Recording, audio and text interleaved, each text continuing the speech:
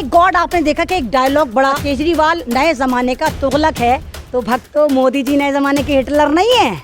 मोदी जी के बारे में क्या कहोगे? हिटलर बग्गा भी एक ऐसे ही फर्जी सरदार है, जैसे सारे फर्जी देशभक्त बनते हैं भगवा जितने भी बंदर हैं, ऐसे ही बग्गा का भी मकाम आता है। बग्गा ने जिस तरह केजरीवाल को टारगेट करा और उसको आतंकवादी बताया, और ईराज भान मीडिया जो है रो रहे हैं कि मोदी जी हमें घुसने नहीं दिया ऑडिटोरियम में जहां आप गए थे, हम तो आपके चाटुकार हैं, हम तो आपके तलवे चाट चाट के खट्टी मीठी डकारे लेते हैं, उसके बावजूद हमें जाने नहीं दिया। मोदी जी यूँ थोड़े कहते ओ चुप हो जा दो कौड़े की पत्रकार, तुम सिर्फ हिंदुस्तान में मेरे हो, यहाँ पर तुम मेरे लिए पत्रकार हो। हिंदुस्तान चाहे वो पंजाब की पुलिस यानी केजरीवाल की पुलिस हो, चाहे वो हरियाणा की पुलिस बीजेपी की पुलिस हो, और चाहे वो दिल्ली की पुलिस सेंटर की पुलिस हो, तो ये तमाम आपस में घमासान कर रही हैं और इसमें बड़ा मज़ा भी आ रहा है। तमाम लोग देख रहे हैं, दुनिया में भारत की खिल्ली भी उड़ाई जा रही है। और तो भाई ढूंढते क्यों फिर रहे हो? वो बीजेपी के हेड ऑफिस में आपको पाया जाएगा या नागपुर की किसी गुफा में पड़ा हुआ अपना मुंह काला या सफ़ेद कर रहा होगा। किसी भी स्टेट में अगर दंगे भड़कवाने होते तो कमीन मिश्रा को कॉल करा जाती, ओए कमीन चल जल्दी से आ, यहाँ पर अपनी कमानत दिखा। तो उससे वाली बात पूछो, अगर दुरुपयोग केजरीवाल ने करा है तो दिल्ली में जो तूने दंगे भड़काए थे और दिल्ली में जो तूने बिल्कुल लाइव आके तूने वीडियो बना के पुलिस को ओपनली धमकी दी थी, क्या उस पर FIR करी थी, वो दुरुपयोग नहीं था? नमस्कार, आदाब, सत श्री अकाल। आप देख रहे हैं द नेशन वॉइस। देश की मशहूर आवाज़ अहमद रिजवी हमारे साथ हैं देश के तमाम मुद्दों पर बात करने के लिए। उनसे पूछते हैं आज की राजनीति जो आजकल बहुत शोर शराबा हो रहा है उसके बारे में। मैडम, एक नेता हैं बीजेपी के तेजिंदर सिंह बग्गा, उनको लेकर आजकल बड़ी सियासत हो रही है। केजरीवाल की पुलिस उन्हें लेके जाती है पंजाब की तरफ, मोदी जी की पुलिस या कहो कि बीजेपी की पुलिस उन्हें रोक लेती है हरियाणा के कुरुक्षेत्र में। क्या कहना चाहती है इस पर जो राजनीतिक बवाल मचा है उसके बारे में?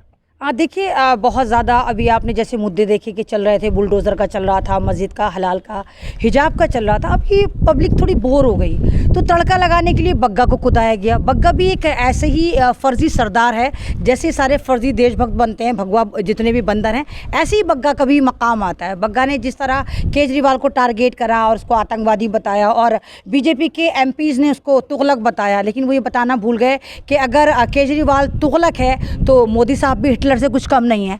तो ये आपसी एक स्कैंडल है, एक ड्रामा है, इसके अलावा कुछ भी नहीं है। खाली पब्लिक का दिमाग डाइवर्ट करने के लिए पुलिस जो है, एक पुलिस को आप पुलिस ना समझ के एक वर्दी वाला सर्टिफाइड गुंडे अगर आप बोलें तो ये आपस में उलझ बैठी हैं। चाहे वो पंजाब की पुलिस यानी केजरीवाल की पुलिस हो, चाहे वो हरियाणा की पुलिस बीजेपी की पुलिस हो, और चाहे वो दिल्ली की पुलिस सेंटर की पुलिस हो, तो ये तमाम आपस में घमासान कर रही हैं और इसमें बड़ा मज़ा भी आ रहा है। तमाम लोग देख रहे हैं, दुनिया में भारत की खिल्ली भी उड़ाई जा रही है और मुद्दों से जिस तरह दिमाग हटाया जा रहा है उसमें भी बड़े भक्त कूद कूद के मज़ा ले रहे हैं। तो मैडम, आप तो फर्जी बग्गा बता रही हैं उन्हें, जबकि दिल्ली के जो बीजेपी के नेता हैं कपिल मिश्रा, वो कह रहे हैं कि वो असली सरदार है और केजरीवाल का पाला असली सरदार से, सच्चे सरदार से पड़ गया है और वो जो है पुलिस का दुरुपयोग कर रहे हैं केजरीवाल। ना, ये जो कमीन मिश्रा है, पहले आप ये बताओ इस कमीन मिश्रा का स्टेटस क्या है? ये वही कमीन मिश्रा है ना जो दिल्ली दंगे का मास्टरमाइंड था, और आज ये इतना ज़बरदस्त एक बम बन गया है, आतंकवाद की पहली पसंद जो है वो कमीन मिश्रा बन गया है। किसी भी स्टेट में अगर दंगे भड़कवाने होते तो कमीन मिश्रा को कॉल करा जाती, ओए कमीन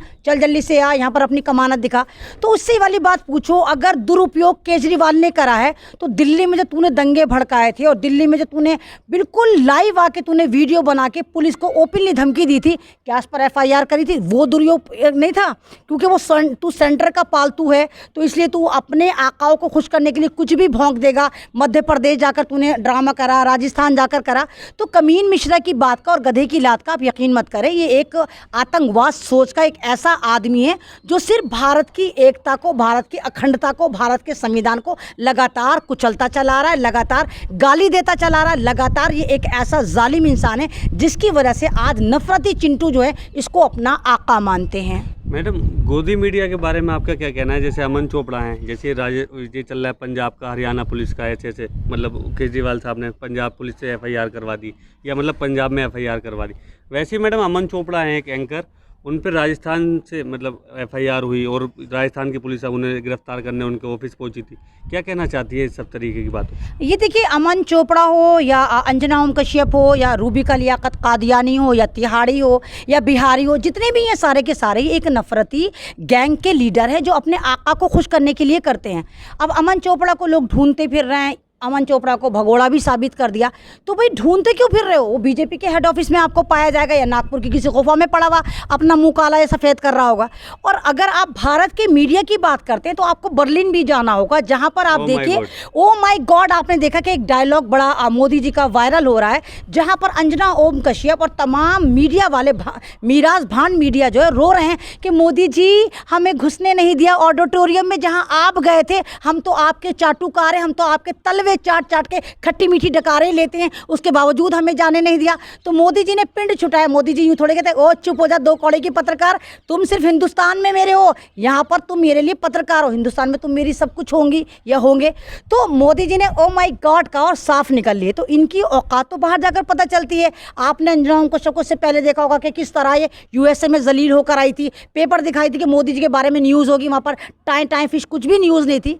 तो ये पत्रकारिता की तमाम लेवलों से नीचे जाकर गिर गए। अगर आज के दौर में सुनहरे लफ्ज़ों में पत्रकारों का नाम आएगा तो उनमें आप जैसे लोगों का आएगा जो स्ट्रीम चैनल पे ना होके एक सोशल साइट पर अपने खिदमात भी दे रहे हैं, अपने पे केस भी करवाते हैं, जेलों में भी जा रहे हैं। और आपने जिस तरह देखा लखीमपुर खीरी में बीजेपी द्वारा मारे भी जा रहे हैं। तो आज सही माने में अगर मीडिया का नाम आएगा, रोशन करेंगे तो आप लोग करेंगे, ये गोदी मीडिया नहीं करेगी। दो कौड़ी के पत्रकार बोल रही हैं, हालांकि वो देश की बात उठाती हैं, विदेश में भी जाती हैं तो भारत का नाम रोशन कराती हैं। हाँ, तो वो दो कौड़ी की पत्रकारी क्या आवाज़ उठाती है? मोदी जी ने आम चूस कर खाया, ये काट कर खाया, Modi ji digital media, digital Bharat, making Bharat बना रहे हैं। इसके अलावा क्या दिखाते हैं ये लोग? सिर्फ मोदी का गुणगान, बीजेपी का गुणगान, भक्तों का गुणगान और मुसलमानों के खिलाफ नैरेटिव सेट करके बैठते हैं। हर न्यूज़ झूठी दिखाते हैं। जैसे अमन चोपड़ा ने झूठी न्यूज़ दिखाई कि जहांगीरपुरी का बदला महादेव से लिया गया, जबकि वो मंदिर 300 साल पुराना मंदिर अलवर में 2 दिन पहले दिल्ली की घटना, जहांगीरपुरी की घटना से पहले हो गया था। तो ये लोग झूठे मक्कार हैं। और भारत में भारत की जनता को, भारत की अखंडता को किसी पार्टी से खतरा नहीं है। सबसे ज़्यादा अगर खतरा है तो इस गोदी मीडिया से, जो भारत के लिए आज कैंसर बन चुका है और कैंसर की भी लास्ट स्टेज बन चुकी है, क्योंकि इन्हीं की वजह से भारत की अखंडता खतरे में, इन्हीं की वजह से संविधान खतरे में, इन्हीं की वजह से इंसानियत खतरे में। जो तरीके से बग्गा की गिरफ्तारी में कहा जा रहा है, बीजेपी वाले कह रहे हैं कि केजरीवाल नए जमाने का तुगलक है, एक विशेष समुदाय को गिरफ्तार किया जाए तो बीजेपी ऐसा नहीं बोलती, उस पर क्या कहेंगे? नहीं, अगर केजरीवाल नए ज़माने का तुगलक है तो भक्तों मोदी जी नए ज़माने के हिटलर नहीं है। मोदी जी के बारे में क्या कहोगे? हिटलर शाही है। पहले पार्टी विशेष होती थी, पहले हम कहते थे कांग्रेस की सरकार आ गई, दिल्ली में आम आदमी पार्टी की सरकार आ गई, पंजाब में भी हम कहते हैं आम आदमी पार्टी की सरकार आ गई। लेकिन हम क्या कहते हैं? मोदी सरकार। क्या मोदी सरकार? मोदी हिटलर है, बीजेपी कहाँ चले गए? बीजेपी को खा गए।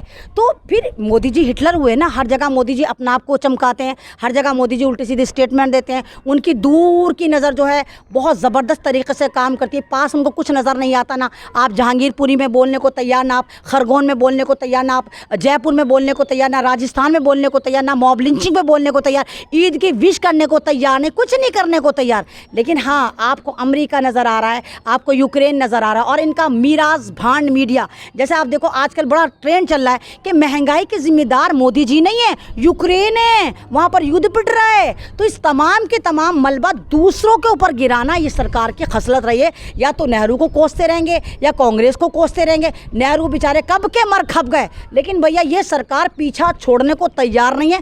पॉलिटिकल वे में कांग्रेस के पीछे पड़ी है और ज़मीनी वे पे मुसलमानों के पीछे पड़ी है। अगर आप इधर से मुसलमानों को हटा दें, उधर से कांग्रेस को हटा दें, तो बीजेपी टाएं टाएं फिशे ख़त्म है इसका वजूद, क्योंकि इनके पास इसके अलावा कुछ करने को है ही नहीं।